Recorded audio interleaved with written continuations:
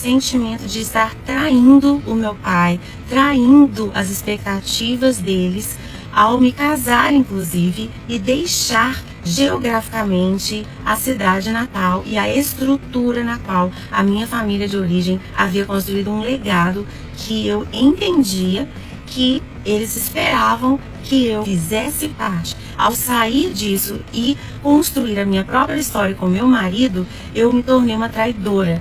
A cantora Ana Paula Valadão foi chamada de traidora pela própria família. Tudo porque teve coragem de construir uma nova história com o marido e deixar para trás um legado que parecia intocável. Mas o que ninguém viu foi o preço disso: inveja velada, culpa silenciosa e um peso no coração que quase a destruiu. Ela resolveu quebrar o silêncio e expor as correntes que muitos ainda carregam, dentro da própria casa. Aproveite e já deixa o like, se inscreva no canal e assista até o fim esse forte testemunho que vai te impactar. Hoje eu quero falar sobre inveja, falsas culpas e ídolos do coração. A inveja é um sentimento pecaminoso que só existe quando a gente admira alguma coisa. Aquilo que a gente condena não provoca inveja. A gente só tem inveja daquilo que a gente quer igual ou até melhor, mais do que a outra pessoa. E a falsa culpa? Eu convivi com a falsa culpa por muito tempo, das pressões, das cobranças silenciosas, cobranças que eu mesma não tinha percebido até olhar por fora, muitos anos depois olhando para trás e percebendo que era como uma âncora, um peso que me prendia e eu arrastava. Isso me trouxe depressão e um sentimento de estar traindo o meu pai, traindo as expectativas deles, ao me casar, inclusive, e deixar geograficamente a cidade natal e a estrutura na qual a minha família de origem havia construído um legado que eu entendia que eles esperavam que eu fizesse parte. Ao sair disso e construir a minha própria história com meu marido, eu me tornei uma traidora. Isso mesmo que eles talvez não tenham consciência, atitudes demonstram que quando eu já não sou mais parte do que também é deles, do que também os enriquece, eu me tornei uma competidora. Eu não carrego mais essa falsa culpa e eu quero libertar muitas outras pessoas. Você não trai os seus pais quando você se casa com seu cônjuge e constrói uma nova história e um novo começo. Outra coisa que acontece, que a gente confunde muito, inveja com falsa culpa, é a idolatria no coração.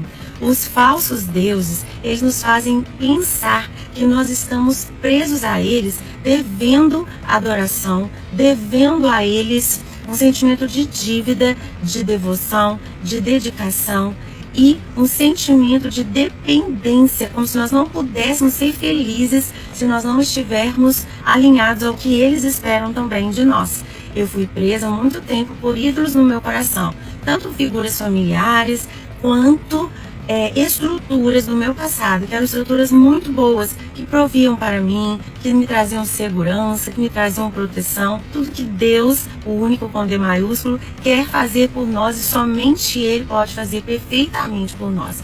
Então eu quero libertar pessoas aqui hoje também, para que vocês entendam que nós não precisamos depender de nenhuma estrutura, de nenhuma outra pessoa, ser humano, seja ele quem for na nossa vida. E o que é que a gente faz quando a gente se descobre não invejoso, mas falsa culpa e ídolos no nosso coração, nos oprimindo e nos arrastando, nos prendendo, talvez num passado ou até num futuro, uma expectativa de futuro? Eu não sei qual é o seu ídolo do coração ou qual é o seu peso de falsa culpa que você precisa deixar para trás. Bem, eu quero te dizer que pessoas que a própria palavra de Deus nos comandam a honrarmos pelo resto da vida, como pai e mãe, nós vamos colocá-los no devido lugar, não mais no lugar de deuses do nosso coração. Eles são pessoas para receberem o nosso amor, o nosso perdão sempre, o nosso carinho, o nosso cuidado, se eles precisarem de qualquer coisa. Mas nós vamos olhar com gratidão por todos os acertos, não vamos levar em conta os erros, no sentido de que a honra para eles depende dos acertos ou erros, não. Mas vamos olhar para a posição que eles ocupam na nossa vida.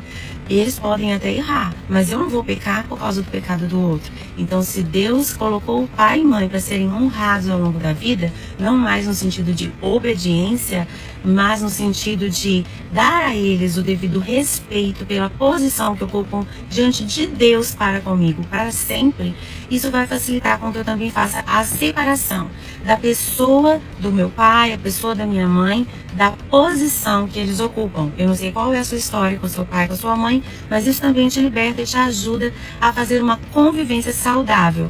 Talvez não mais com o pai, chame pelo nome do seu pai, ou com a mãe, chame pelo nome da sua mãe, mas não com essas pessoas que você citou o nome, mas com a posição que eles ocupam. E assim, ainda na velhice, quando eles mais precisam de nós, nós estaremos prontos para ajudar no que for preciso, ainda que a gente não possa pedir perdão por aquilo que a gente não pecou, sabe, joinha? A gente não possa mais assumir colheitas que foram eles que plantaram. Essas coisas a gente tem que deixar com cada um lidando por si. Inclusive, diante de Deus, cada um vai dar conta exatamente disso, de si.